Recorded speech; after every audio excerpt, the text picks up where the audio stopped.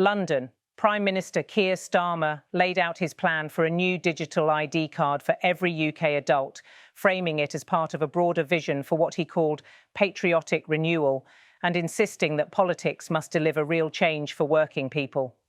Speaking at a packed London forum of global centre-left leaders, Starmer opened by thanking organisers and attendees for what he described as a gathering of people bound by a common cause, the patriotic renewal of our nations, underpinned by the values of dignity and respect, equality and fairness. He pushed back against the idea that progressive politics was in retreat, pointing to recent electoral victories by left-of-centre parties worldwide. Starmer said, "I don't accept that argument that somehow our politics is dying out. But I do accept that it is now time for Social Democrats to confront directly some of the challenges and some of the lies that have taken root in our societies." The Prime Minister painted a vivid contrast between what he called an industrialised infrastructure of grievance, narratives that portray cities and nations as chaotic or decaying, and the reality he sees on the ground. Referring to London, he said visitors would find not the wasteland of anarchy that some would have you believe, but a vibrant, functioning city.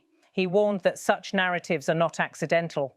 They want politics to be a choice between globalists and nationalists, a dividing line between the elites and the people in which somehow our rich story of patriotism and pride is claimed by those who have nothing in common with them or their values, only a cynical intent to exploit their fears to benefit themselves, he said.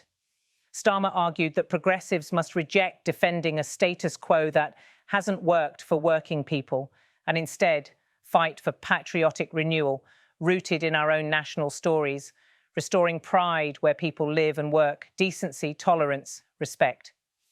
He outlined his view that nation building requires both pride and practical delivery. The nation state, harnessing the potential of the whole country, providing security and opportunity for working people, must respond to a world that is more dangerous, less secure than many of us have known in our lifetimes, he said. Starmer stressed that alliances and international cooperation remain essential. The global order, he argued, depends on the coalition of the willing strong, not just because of the depth of our shared beliefs, but because we recognise that the security and safety of the people that we serve depends on our relationships and we're not being cowed by tyranny.